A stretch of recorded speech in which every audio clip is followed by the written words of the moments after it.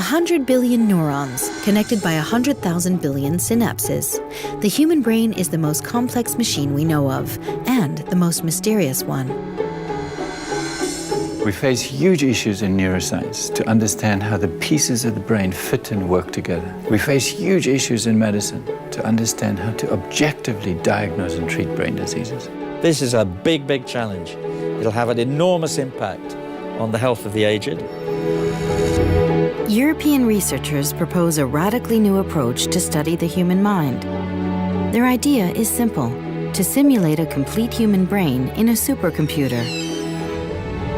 We have a giant intellectual problem to solve here. As a scientist, I mean, it's really the central project for brain science. And that could revolutionize computing the way we do it today.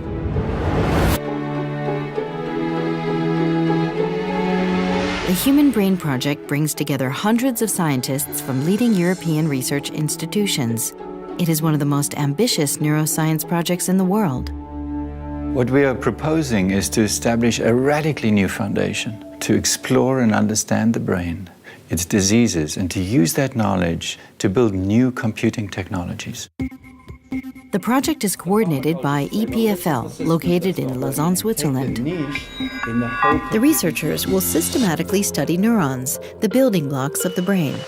They will collect and consolidate all the biological data produced by scientists around the world. They will integrate this knowledge into a massive simulation running on a supercomputer. The result will be the most accurate model of the human brain ever produced. I'm really thrilled to be part of this and to help neuroscience to have a more coordinated effort, to understand the brain and to exploit the brain, to really use what's in the brain in computational principles and to derive new technologies. From an original group of 13 institutions, the HBP now encompasses more than 80 partners across Europe. The human cortex is organized into specialized regions.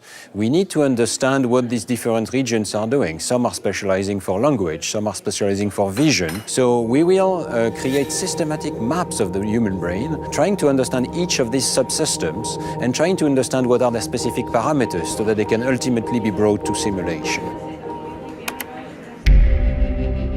Brain diseases have become an immense burden in the Western world. In Europe, they cost more than heart diseases, cancer, and diabetes all put together. Scientists will work closely with hospitals to find new treatment to neurological disorders. They will collect medical data such as brain scans in order to develop better ways to diagnose diseases. It involves trying to make sense of the enormous amounts of data we collect on all our patients and using those data in order to define their diseases better. And to do that, we need first to be able to bring the data together, so we need databasing. And for that, we're going to need really high-powered computers to be able to, what we call data mine. We now have a blueprint to understand the molecular architecture that defines the development and organization of the human brain. But it also gives us the fantastic opportunity to understand how the DNA mutations that cause hundreds of different brain diseases produce those diseases. There'll be ways of testing potential drugs where you won't need to use animals, where you'll be able to use something that approaches the human, and where you'll have some information of how good the treatment's going to be to correct the defect. The simulation of a complete human brain will require supercomputers that are 1,000 times more powerful than today. The power of today's computers is by far not sufficient to compute this complex system. Of course, we have to pool resources in order to satisfy the huge demands. The project will stimulate the development of new supercomputers. By understanding how cognition works, it will help to design radically new devices called neuromorphic computers. They will combine the power of microelectronics with the flexibility of human intelligence. If you want to solve a new problem, you need new software. You don't do that in your brain. You learn, and you are able to learn to handle completely different situations even things which you have never seen before. These are systems that are directly modeled after the brain. So what we build is physical models of brain circuits on silicon substrates. The Human Brain Project will create a realistic simulation of the brain. This new tool will be used to understand how the mind works, to study brain diseases, and invent new electronics. To achieve this goal, more than 80 European institutions have already joined the project. The competence is distributed all over Europe, in supercomputing and in neuroscience. By putting so many different people together and making such a big community, such a big project, we can do things we could never do with any other smaller scale project.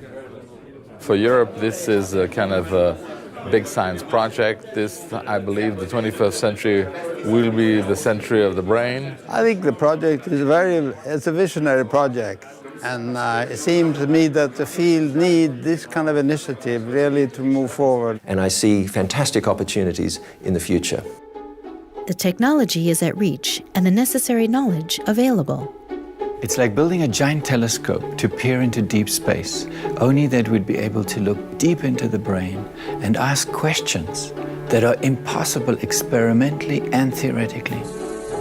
It's an infrastructure to be able to build and simulate the human brain, objectively classify brain diseases, and build radically new computing devices.